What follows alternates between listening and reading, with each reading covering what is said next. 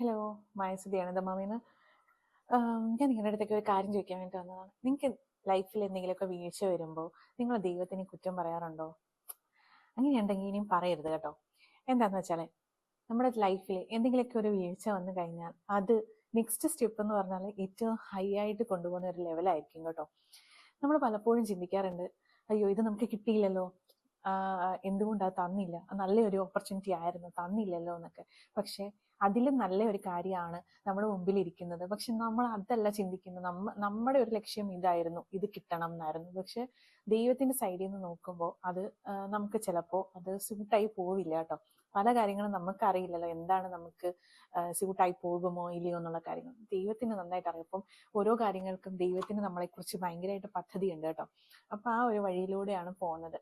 പിന്നെ എനിക്ക് പറയാനുള്ളത്, നമ്മൾ മാക്സിമം തന്നെ ആരെയും ദ്രോഹിക്കാതിരിക്കുക. ആൻഡ് നമ്മളെ കൊണ്ട് പറ്റുന്നത് ഒരാൾക്ക് ചെയ്തു കൊടുക്കുക. ഞാൻ അത്രയും മാത്രമേ പറയുന്നുള്ളൂ. നിങ്ങളുടെ ലൈഫിൽ എന്തൊരു പ്രശ്നം ഉണ്ടെങ്കിലും അത് മാറും. അത് എൻ്റെ ഒരു എക്സ്പീരിയൻസ് ആണ്. അപ്പം നിങ്ങളെ കൊണ്ട് പറ്റുന്ന, ഞാൻ ഒരിക്കലും പറയത്തില്ല നിങ്ങളെ പൈസയായിട്ട് സഹായിക്കണമെന്ന്.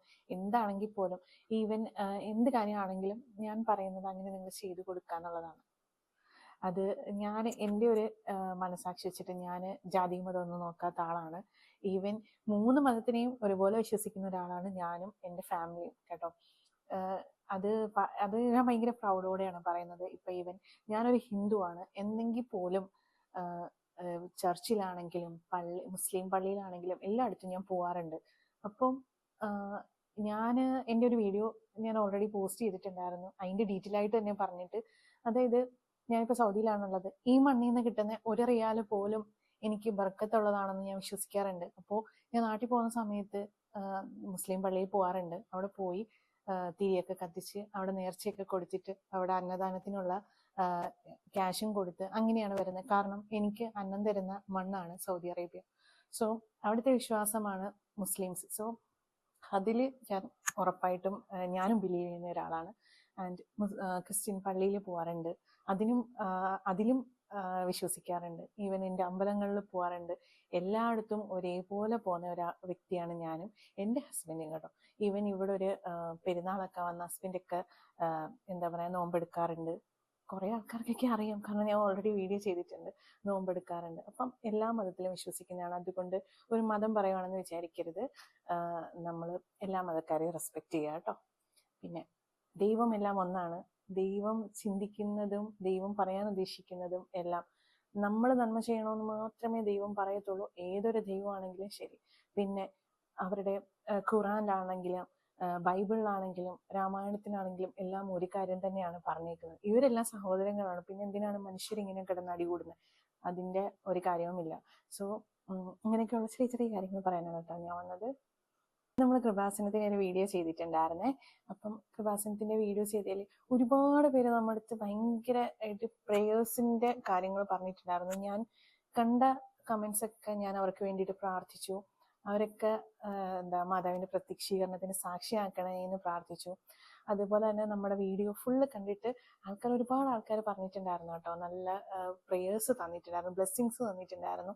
പിന്നെ അതുപോലെ തന്നെ കുറച്ച് ആൾക്കാർ നെഗറ്റീവ്സും പറഞ്ഞിട്ടുണ്ടായിരുന്നു. ഞാൻ പക്ഷെ എപ്പോഴും പറയാറുണ്ട്, എൻ്റെ വീഡിയോസിന്റെ താഴെ വന്ന് നെഗറ്റീവ് ഇട്ടാലും ഞാൻ മൈൻഡ് ചെയ്യത്തില്ല. എന്താന്ന് വെച്ചാൽ ഞാൻ നെഗറ്റിവിറ്റീന്റെ പുറകെ പോകുന്ന ഒരാളല്ല.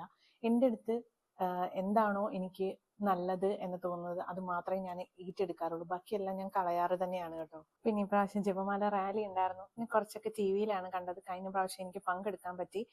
എറണാകുളത്ത് നിന്ന് തന്നെ ഞങ്ങൾക്ക് പോകാനായിട്ട് പറ്റി. അന്ന് പക്ഷെ എനിക്ക് ജോലി ഉണ്ടായിരുന്നില്ല. അന്ന് ഞാൻ പ്രാർത്ഥിച്ച കാര്യമായിരുന്നു എനിക്ക് അടുത്ത വർഷം ആകുമ്പോഴത്തേക്ക് എനിക്ക് ജോലി കിട്ടണേ എന്നുള്ളത്. തൊട്ടടുത്ത മാസം തന്നെ എനിക്ക് ജോലിയുടെ കാര്യമെല്ലാം ഞാൻ പോകുന്നു. അപ്പോൾ അങ്ങനെയൊക്കെയുള്ള കുറേ അനുഗ്രഹങ്ങൾ എന്താ പറയാ, എനിക്ക് അങ്ങനെ കിട്ടിയതാണ്. ഞാൻ എൻ്റെ എല്ലാ കാര്യങ്ങളും ഞാൻ പഴയ വീഡിയോയിൽ പറഞ്ഞിട്ടുണ്ട്. കാണാത്തവരുണ്ടെങ്കിൽ അതൊന്ന് പോയി കാണണേ. പിന്നെ കൃപാസനത്തിനെ പറ്റി പറയുകയാണെങ്കിൽ സാക്ഷ്യമൊക്കെ ഭയങ്കര ഇൻട്രസ്റ്റിംഗ് ആണ് കേട്ടോ കേൾക്കുന്നത്. അത് നമുക്ക് ഭയങ്കരമായിട്ട് പോസിറ്റീവ് എനർജി തരും.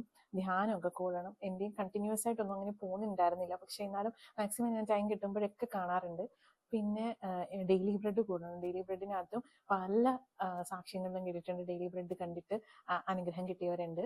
അപ്പോൾ ഞാൻ പറയുന്നത് എപ്പോഴും പ്രേക്ഷിത പ്രവൃത്തിയാണെങ്കിലും ദാനപ്രവൃത്തിയാണെങ്കിലും എല്ലാം ഒരു കൃത്യനിഷ്ഠയോടെ ചെയ്യണം എന്നുള്ളതാണ്. പിന്നെ ദാനപ്രവൃത്തിയൊക്കെ ആണെങ്കിൽ ഞാൻ മാസത്തിൽ എൻ്റെ സാലറി കിട്ടുമ്പോഴാണ് ഞാനത് ചെയ്യാറ്.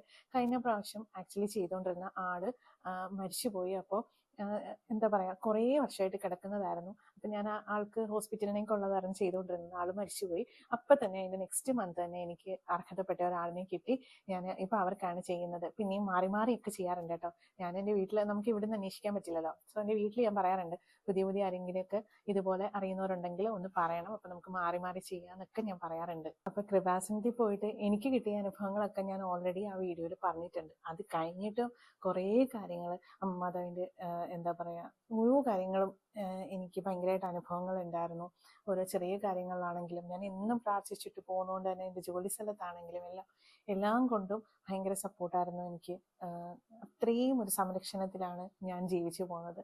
സോ അങ്ങനെ എന്താ പറയാ, നിങ്ങൾക്കും അതുപോലെ തന്നെ ഉള്ള എല്ലാ അനുഗ്രഹങ്ങളും നിങ്ങൾക്കും കിട്ടും. നിങ്ങൾ മാതാവിനോട് ചേർന്നൊന്ന് നിന്നിട്ട് കാര്യം പറഞ്ഞാൽ മാത്രം മതി. വേറെ ഒന്നും നിങ്ങൾ ചെയ്യേണ്ട. നിങ്ങൾ നോർമലി നിങ്ങളുടെ അമ്മയെടുത്ത് സംസാരിക്കുന്ന കണക്ക് തന്നെ മാതാവിനോട് സംസാരിച്ചാൽ മതി. നിങ്ങൾക്ക് അതിൻ്റെതായ അനുഗ്രഹങ്ങൾ നിങ്ങൾക്ക് തനിയെ വന്നോളും കേട്ടോ. പിന്നെ പ്രവാസി ഉടമ്പടിയുടെ കാര്യം ഞാൻ എടുത്തിട്ടുണ്ടായിരുന്നത്, അതും കൂടി പറയാൻ വേണ്ടിയിട്ടാണ് കേട്ടോ. ഞാൻ പുറത്താണല്ലോ, അപ്പോൾ ഞാൻ അങ്ങനെ വരാൻ നേരത്ത് ഞാൻ അവിടെ പോയിട്ട് 1 ഇയറിന് റിന്യൂവൽ ചെയ്യുന്ന ഉടമ്പടി എടുത്തിട്ടാണ് കാണുന്നത് കേട്ടോ. അങ്ങനെ ഒരു ഉടമ്പടി അവൈലബിൾ ആണ് പുറത്തുള്ളവർക്ക് വേണ്ടിയിട്ട്. നമുക്ക് 3 months കൂടുമ്പോൾ റിന്യൂ ചെയ്യാൻ പറ്റത്തില്ലല്ലോ.